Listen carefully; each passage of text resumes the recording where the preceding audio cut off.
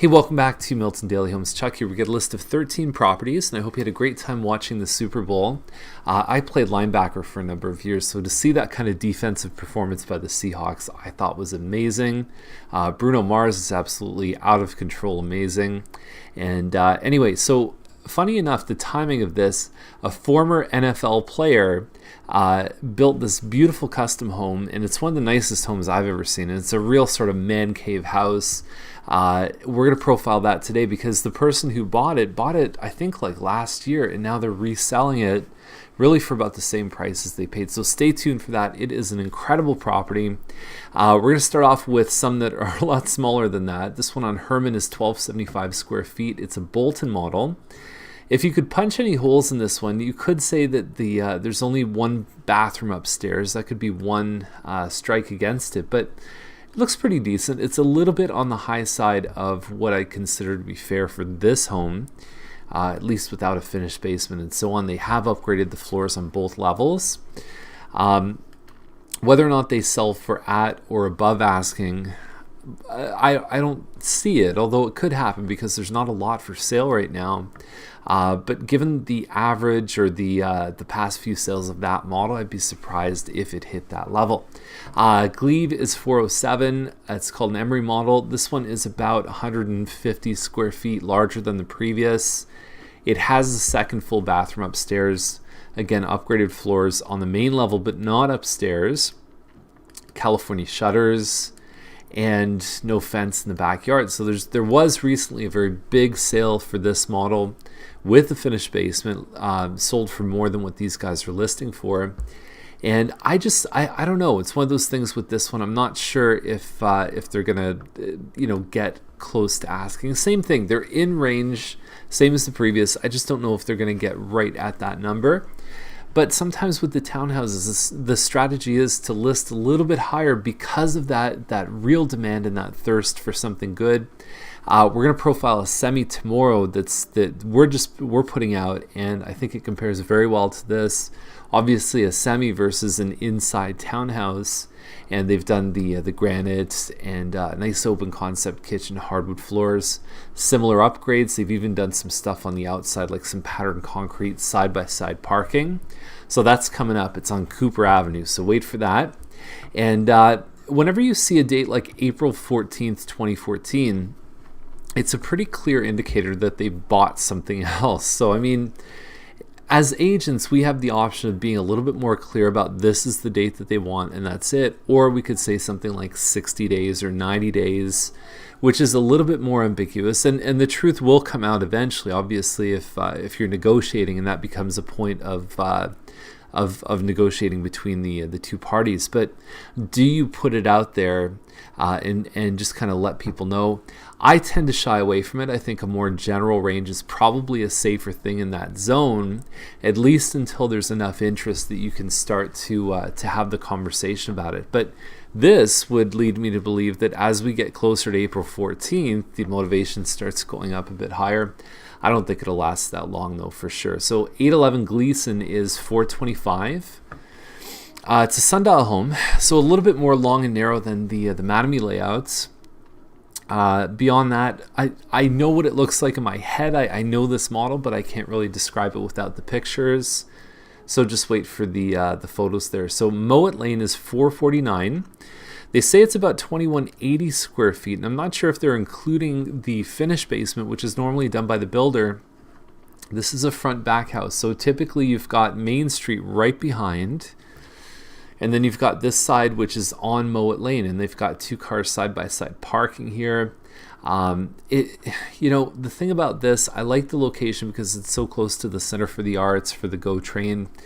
But backing onto Main Street is loud, and so if you're in the bedrooms and you're hearing like the trucks going by and their axles shaking, and it's constant. Main Street is basically, people get off James Snow, they go along Main Street, you're going to have traffic 24 hours a day. And it's a lot different town than when these were built and there was like 35,000 people here. Now there's 100,000.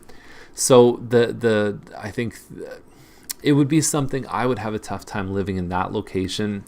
You look inside though, you've got some hardwood floors, semi-detached at this size. I would say You've got to account for the Main Street stuff. I don't think it's a crazy deal, but I don't think that they're that far off either, especially when I see what people pay for homes even 20 or 25,000 less than this. So Cabot Trail is $469. Lots of driveway space here. And you've got a 3-bedroom, 2 washrooms. So there's one 4-piece bathroom upstairs, and there's another 3-piece bathroom down in the basement. So there's no bathroom on the main floor. And so going inside, looks like they've upgraded it very well. This is not usually a home that you see at $469 with these upgrades. So you're certainly getting something that's pretty good looking. The finished basement being done. There's even that bathroom down in the basement. So there's your 3-piece. There's 1, 2, 3. And if you have the bathtub faucet, basically you're a 4-piece. And we've talked about in previous episodes, you can either be together or you can be 2 separate. It doesn't matter, because pieces is the number of fixtures coming out of the wall. Now, the one thing that I would just be a little concerned about if I was buying this home is that it's backing onto, these are all Main Street commercial buildings right here. They are really allowed to build up to 4 stories high. So you might find that eventually that there's a lot of changes that happen with this section of Main Street. It could take 20 years, it could take 50 years, or it could happen sooner than that. But as of right now, the zoning does allow for them to increase their height. And so how would that affect these properties? Well, there are certain allowances for making sure that the building's not cutting off natural sunlight and all the rest of it. But I would certainly consider that as a factor in the value of this property in use if I was going to stay there for a pretty long time. Trudeau is 509. It's an 1820 square foot home. And it looks like it's set up pretty well. I mean, there's nothing sort of blow your mind fancy, but it's solid for sure. And it looks clean and well kept. And then you've got a finished basement here too. So you figure this model without the finished basement would be in the very high 4s. Add the value of that. At 509, I don't think they're that far off there. So TBA is to be advised, but they've again put April 24th. So we know that that's obviously an important day for them too. Ellis Crescent 559 listed on the weekend. And so there's 2 very lucky people that I know that managed to get in there at the right time, the right place, and so there's a conditional offer on this one, very quick. Nice open concept main floor. You also have a kitchen with a big area if you want to do a dining table. If you're not a formal dining room kind of person, this can work well because there's a big family room and there's enough space to still fit an 8-seat table in this kitchen without having a whole separate room for dining. Hardwood on both levels, plus there's a finished basement here too. This area is actually intended as a loft from the builder, and what they did in this model was they closed it off. There's a little fireplace in the corner here, and so now they've made it almost like a little bedroom suite, and then you've got the walkout to the balcony outside. It's a great location on Ellis Crescent. You've got the park just right down the road. It's a quiet part too. There's not a lot of traffic here.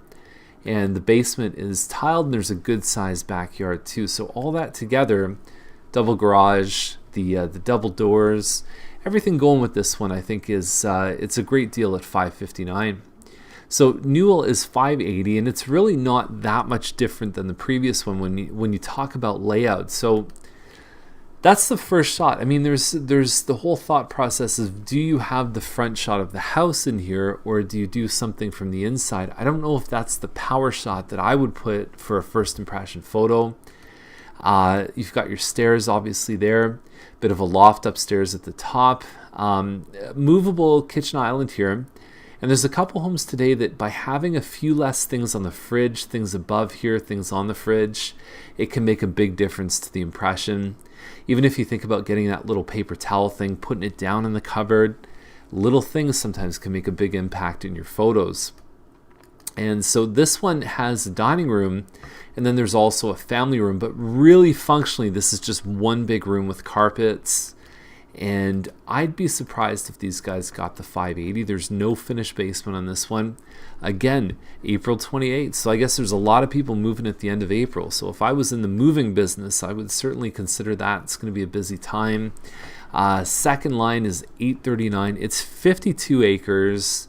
And really the house looks pretty decent. But The thing about this is like it's really, you're kind of getting the house for free. You're paying for the land here. What are you at? 52 acres at 839. You're like 15,000 an acre, which doesn't seem that far off when you look at similar properties in the area. Now, this is the really cool house I was talking about before. So it's 15,000 square feet, 13 acres. I'll give you a hint. The person who used to own this place, professional football player, he was a kicker. And funny enough, he used to play with the man called Peyton Manning. So if you're interested in knowing who it is, send me an email. I'll let you know. I don't want to broadcast it out there. But anyways, it was a custom built home. And you can see there's a ton of space here. What would it be like to have an indoor basketball court and an outdoor basketball court? Plus, you've got beach volleyball here. There's another clue about who this person was. There's a big V right there. You've got a cigar smoking room in this house. You have, here's the one that I really like. You have a par 3 golf hole. And so there's your green for the golf. So really cool. At one point, there were goalposts in the backyard. I'm not sure if they're still there or not. Sandy beach. There's all kinds of amazing things about this house. 2.95 is really basically not much more than what they paid. So they're not looking to make a lot of profit. And especially when you consider the cost to sell something like this, they're probably pitching in a bit of money to break even on it. But anyway, it's a very cool house. We're going to go over to the second link, and obviously, I mean, this home now is going to look obviously a little small, but it's on Wilson. It's so the thing about the townhouses, this is at 263.9. The value points on a lot of these townhomes is it a 3 or a 4 bedroom? Most of them are 3s, but there's a few 4s. Does it have private parking, so a driveway or anything like that? What kind of heat is it? So this is electric baseboard. So it's non-private in the sense it doesn't have a garage, which actually opens up the main floor a bit. From a value standpoint, it's far more valuable to have a garage plus a driveway. So heating, so the electric baseboard that this one has, if run the same way as gas, can cost you a little bit more. But they have done the upgrades in here. It's actually a great looking house. If you manage your electric baseboard heat, if you're smart about it, you can see the baseboard right here. I know people that pay about the same amount as gas, but you have to really, really be careful, because if you just let them run all day, your bills will be higher than a gas system. So, but like I said, they've done everything in this house that you'd probably want to do. I mean, any more upgraded than this, and you're almost over improving it. So I think there's going to be a market. I think that just seeing the price and maybe not noticing that it's electric baseboard, I bet you there's a flood of calls about this home. So they're going to get activity. And I think because the price range is really there, where you just don't find a lot for this price range. We had a real ugly looking one that listed at $250 recently, and it was sold very, very quick. So I think they're going to do well, mostly because they look really nice and there's scarcity on the market. We've got the next one here on Laurier. So single car garage, $499 is the price. Now they've done some nice finishes in here too. They almost have the double pantry. I mean, that's big. I mean, that's an ominous thing. I think generally what looks better is if you have the fridge over on one side and then you have the pantry on the other. But you can't argue the fact that they put some money into this one. There are a few basement shots that I think kind of take away from the upgraded, renovated pictures. Like I look at this with the wallpaper, it's not really adding anything to the impression of this one.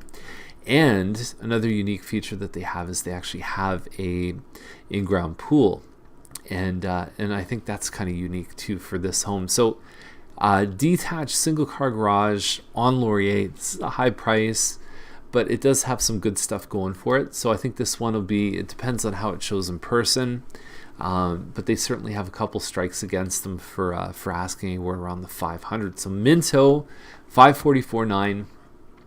Obviously a great looking curb appeal here. You've got some interlock stones on the front, and you've got a very open concept main floor. This is another one. So hand scraped hardwood floors.